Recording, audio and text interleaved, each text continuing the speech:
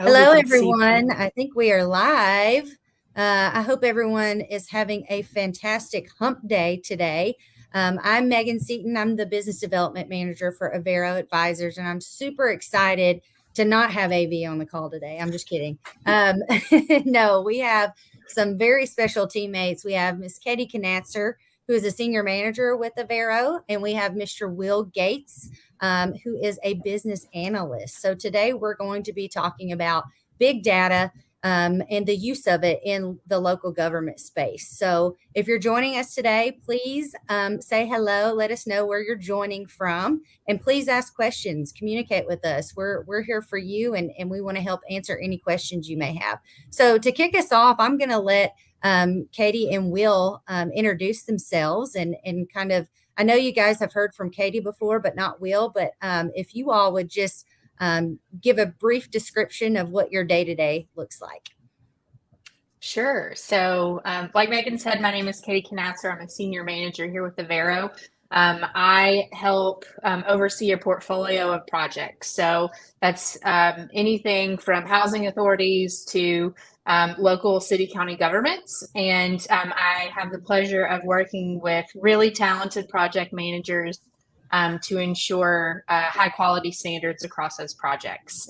So very excited to be here today and to talk about big data. Will? Yeah, thanks, Katie. Will?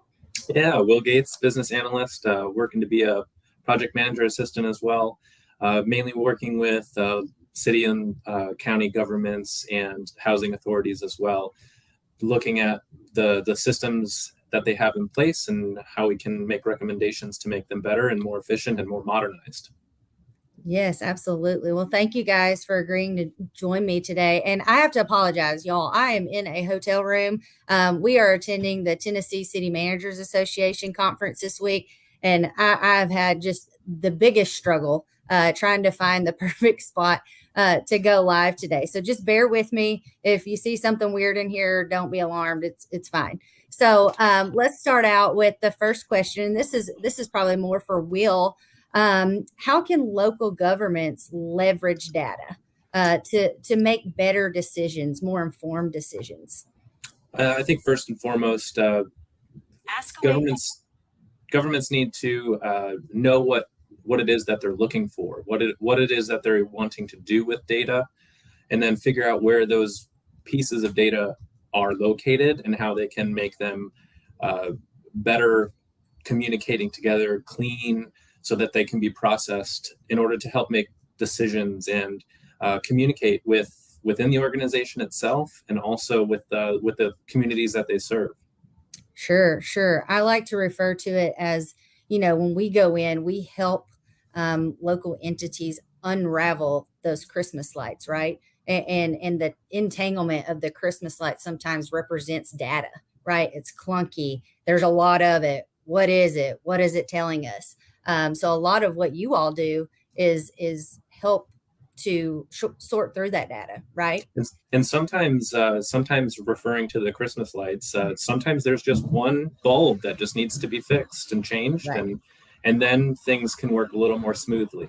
Yes. I love the meme of like Clark Griswold. I love using that in presentations because it paints such a great picture.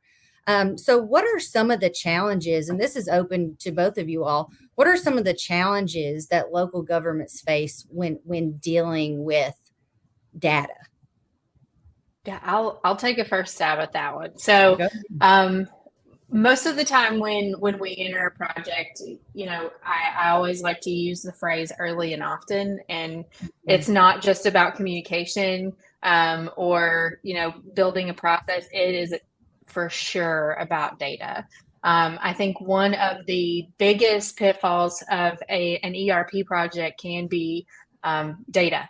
And where does your data live? How is it maintained? How regularly are you actually assessing the validity of your data? And how are you validating it when you're bringing it over? So most of the time when you're going through, especially if you're a larger organization and there's so many people that have their hands, so many cooks in the kitchen, if you will, there's so many people involved, and you're trying to get all of this data into the system. You're trying to import it, whether it is populating ETLs that you're importing into a new system, and then you go and you start to use it, and then you find out, oh no, we really didn't validate it like we were supposed to. And that happens. And sometimes you have to go through the process after you've implemented and scrub that data. Or, we've seen with other organizations as well that they've been using the system for quite some time. And maybe it's just not working for them how it should. And that's because of either a lack of training that trickles down into the data, so the data entry aspects of the system, or even just the maintenance long-term and management of that data. So that's a big piece, and some of the kind of the red flags that we see when we go in and we try to help mitigate those risks. And also figuring out who needs the permissions and access to the data. Because sometimes in what we've seen in some of our clients is everyone has access to the data when they shouldn't. So setting those boundaries and restrictions, permissions for certain data, that's a big piece as well. Yeah, absolutely. So speaking of, how do we help the clients or our clients ensure that their data is protected when we go in? Because it's like you said, Will, we all have access to it. And multiple people have access to it. The software vendor could have access to it, and we don't know, who's looking at it and where it's going. So how can they protect their data? Figuring out where their data is stored is important. And then, like I had mentioned, making sure the permissions are set in place so that not everyone has access to it. And then additionally, following the laws regarding data compliance and making sure that things are, the T's are crossed and the I's are dots, and so that they don't get in trouble with the law. Yeah, absolutely. Katie, is there anything that our clients can be thinking about when they are contracting with ERP vendors? Is there something they can put in their contract negotiation that says, I want to know, where my data is going and where it's stored? Certainly. So, that should be a critical conversation that's had. Even prior to contract negotiation, that's going to be a big piece in even just the selection process of understanding from, we'll use the word cybersecurity. Data is certainly in that. And what does that look like? What does the whole umbrella of cybersecurity look like in regards to data and protecting that sensitive information that you all are looking for in a vendor? And they have to be held accountable for that. Some of the things also that, as they're going through the contracting piece is also cleaning up shop internally as well. So if they don't have a process, if they haven't implemented something, maybe they kind of have a process, but they've just been making it work because they are making their old system work, is really pushing them and giving them guidance on, okay, if you don't have this, this is the time to solidify that. What does that look like with this new system? How can we document this? How can we make it a policy? And how can we ensure that it is done on a regular basis, whether that's quarterly, annually, all of those things. Right. And if you don't do some of those things, you're going to find yourself in the same situation that you're in today, in 20 years from now. So important. So let's dive into maybe some of the specific types of data. What types of data are most valuable to local government agencies? And anybody can take that question. And Katie, if you want to kind of transition it to ERP, I think it's valuable there too. Sure. Will, did you want to go for that one first, and then I'll lead into the ERP side? Sure. So in terms of specific types of data, obviously things regarding money on the fiscal side, as those pieces of data are very important for governments. Citizen engagement is important for governments that we work with, as well as the human resource aspect as well. So those are those are really important when it comes to figuring out, where the city or county government wants to go, what they can do in the future, and how they can better impact their staff as well as the community that they're serving. That's great. Yeah. Perfect. And so just to kind of segue into the more ERP side of things, so taking those types of data from whether it's, your fiscal information, especially employees or human capital management side, that's extremely sensitive. And so how do you know what to bring over? How do you know what that transition looks like? And so I think really understanding what is needed for your organization, but don't bring too much. That's what we see. There are different ways to archive data. There are different ways to access data. And I think a lot of people try to bring everything over because they think that they're going to need it and they're going to have to access it at some point. Well, 9 times out of 10, if you want to bring over 10 years, you'll maybe access the last year or 2, sometimes 3 if we're getting we're getting a little lucky. But you want to really assess what you need from an ERP standpoint, and then determine from there, based on our needs of our organization, what do we need to bring over. And we're going to want to we're not going to want to bring over all the transactional records. Let's bring over like 3 years of balances in a year of transactional data at the most. Let's think about those and what's best. And then how can we use archival databases to reference if needed? That's going to be way more cost effective on the agency in the long run. But also it's going to help them understand their structure of their documentation, their transaction data, and how they have to have that from a regulation standpoint. How long do they have to keep that data? Those archival databases are going to be there as long as they need them. Right. So one of the crazy stories from the work that we do that I want to mention is kind of from an HR standpoint, right? So we went into an entity and in their HR and they had a literal filing cabinet, right? Of like note cards with employee information, how much they make, their social security number, and every time that employee had to make a change to that, they went on leave or they came back or they got there was a new card that got filled out that was stuck on top of the previous card. And so that's just one of the crazy stories that I've seen while working with Avero. But I wanted to paint that picture for our viewers because that is scary from a data standpoint, right? And from a security standpoint. So do you all have any comments around that story and maybe what could be done a little better? How can an ERP system be used to not have those note cards, right? Yeah, and just to add to that, Megan, they're not the only ones. Right. We see that a lot recently.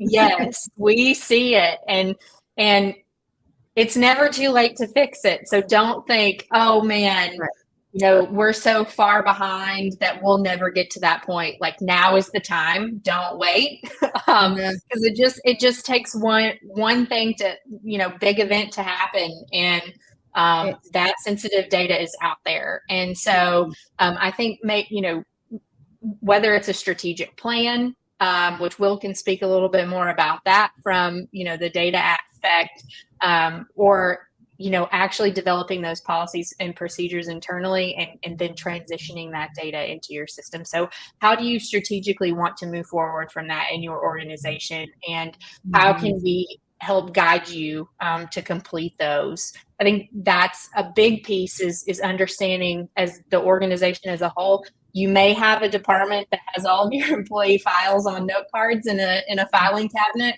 but what else is out there outside of your human resources department, or whether it's your finance department or community development? What does that look like? And then really coming up with a strategic plan to move to a new system.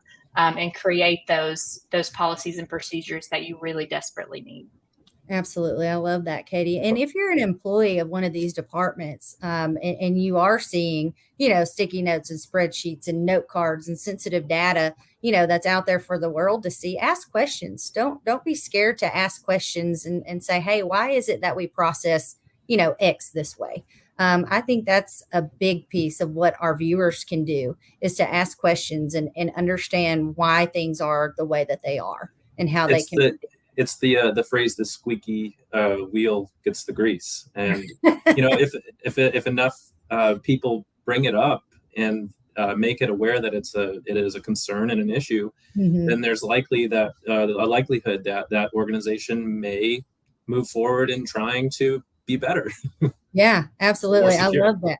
I've never heard this squeaky wheel reference, but I love it. That's awesome. Also, I like, if you see a snake, kill the snake, right? So we do have a viewer who has a question in our chat here. Kent, hey, thank you for joining us. He says, our ERP system is new. If we only bring in 1 year of data, what happens to our 40-year-old data from our AS400 system? So if whoever wants to take that. Yeah. So generally that archival data is put into like a data lake, which can be referenced. So, you can access that data pretty much anytime because it's securely stored in the cloud. So you can access it, but you may not have it on your specific computer or in your, in-office records. Katie, if you had anything to add. No, that's fantastic. And I think that you completely covered that one, Will. So. Thank you, Kent, for your question. I hope we answered it. If you have any more, let us know. So I don't want to beat a dead horse, but what are some best practices, right?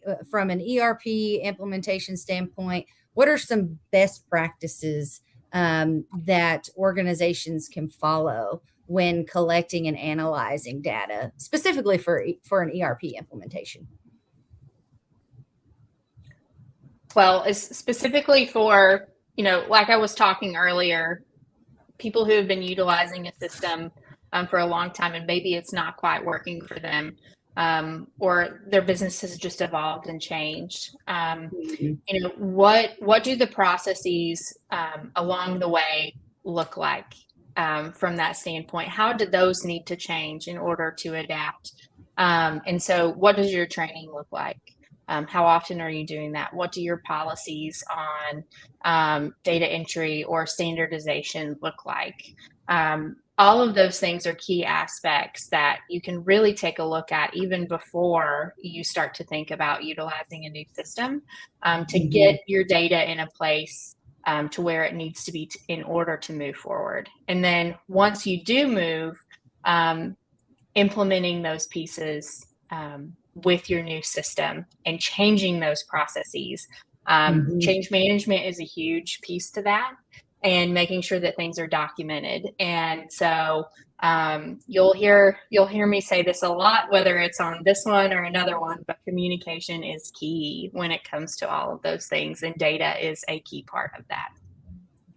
Absolutely. And kind of to piggyback on that is, if people are in an organization that seem to have some issues with processes being slow, bringing that up with leadership or maybe even the IT department can help look into those aspects and say, okay, well, maybe this one thing on the back end needs to be changed in order to make this process more efficient. Yeah, absolutely. Ron, hello. Thank you for joining us. Ron says, we don't have a data analyst in our organization. Do we need to hire a full-time person in IT to write reports for our new ERP? No. So that's an easy answer for that. Will, did you want to elaborate more on that, or do you want me to take it? You can go first, and I'll piggyback if you.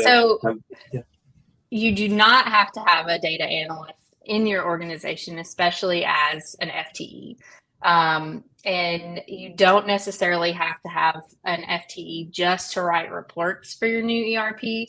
I think it's critical to have a trusted partner throughout the implementation, but also to ensure that they're on your side to help through the tricky parts of data, whether it's scrubbing it or formatting it into these huge ETLs. They work on different systems. And for example, we have people on our team that have literally scrubbed thousands and thousands of rows of data. And they do it all the time. So, and they also write custom reports. So there are subject matter experts that you can partner with, whether it's Avero or someone else that can help you with those and take that burden off your organization, and having to have that, salary of that full-time employee or 2 full-time employees, whatever that may be. Yeah, absolutely. Yeah, absolutely. One of the questions that I did want to segue into was for you all to talk about this idea of data analysis as a service. That is sort of a big topic right now. So I think this is the perfect segue into not for a commercial for Avero, right? We can do it, but what are your thoughts on that? I think it's the way of the future, especially for governments in order to make better informed decisions, and so that key stakeholders can look at specific aspects and utilize dashboards. There are so many awesome tools out there that can create beautiful interactive dashboards that make it easy for people who are not IT literate at all to go into these reports and say, I want to look at this, click, click, click. This is awesome. This is exactly what I was looking for. Yes. Hey, Freddie, thanks for joining us. He says, I just want Alexa to someday give me answers to the questions I have as a finance director. How far away into the future is that? I love that. I feel like I want Alexa to give me all the advice too. Probably not far off. No. However, there's AI is great. But there is a certain level of the human interaction that can make things a little bit better and more personable, more relatable. But it's not far off, especially with Chat GPT, with integrating with some of these BI tools that are out there. That's coming along soon. So, yeah. Yes.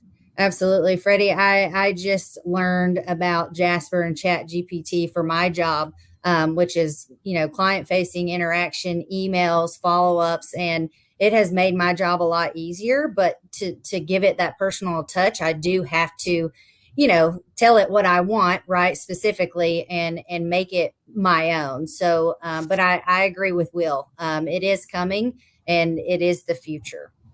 Katie, would you like to comment on Freddie's question? Sure. I mean, I think there's always the human element, especially in advising and guiding through the process. Especially when you look at it in different aspects of the business and not just data. Data is fantastic, and like Will's saying, you still have to look at it, and you still have to validate it, and you still have to go through the same process internally to do that. And so you can't just rely on it alone from that standpoint. But as far as looking at a change management aspect of it, that you're always going to need those people there. You always have to pull somebody back to talk them off the ledge, and every organization needs it from that standpoint. Yes, absolutely. We oftentimes, and you guys have heard AV say this, these are not IT projects, believe it or not. These are people projects, change management projects. It's all about the people and the buy-in and the change that needs to occur, and a vision, right? You should have a vision before you take on any of this, of where you want to be and where you want to stay.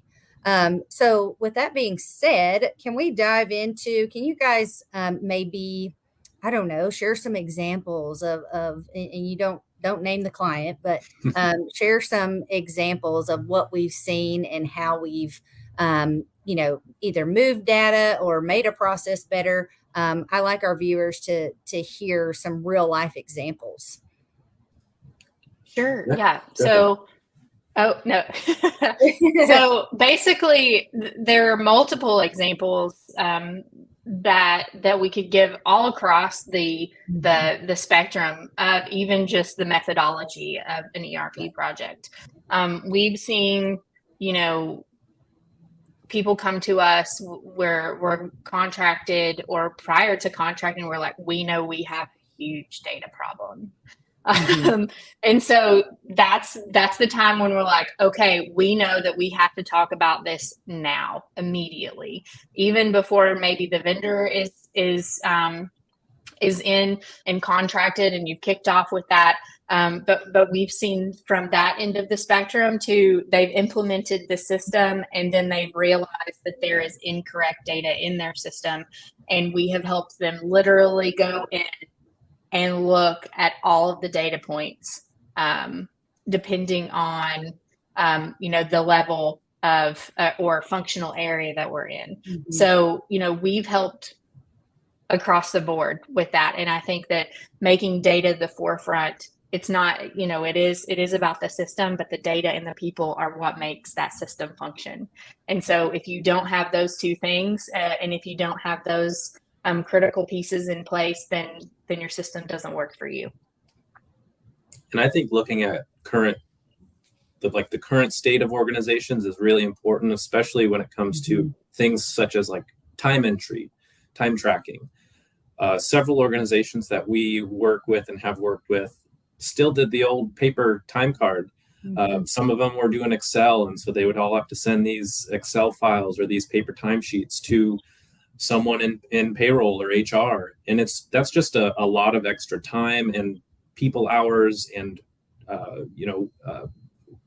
don't want to say wasted opportunities, but that takes away from it takes away from things that tasks that person could be doing that could better benefit the organization. And so helping them, encouraging them and showing them there are opportunities out there to utilize more efficient ways of time tracking, for example, that can make a big difference in the scope of someone's work. Oh yeah, absolutely.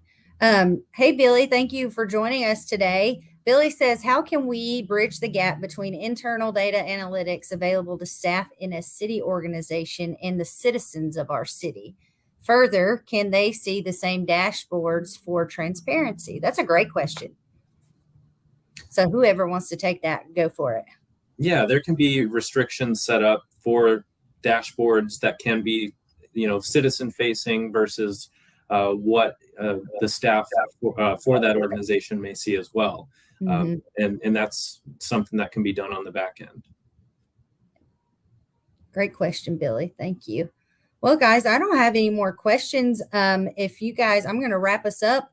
Is there anything else that you all would like to share that maybe I missed out on? I think we did a great job covering some of the broader topics of big data. But is there anything else that you all would like to share today? Data's really cool. No, Siri's trying to tell me what to do. I don't even know why that's happening. I'm so sorry. Data is really cool, Will. That is a really good point. And it's not just for nerds. It's not.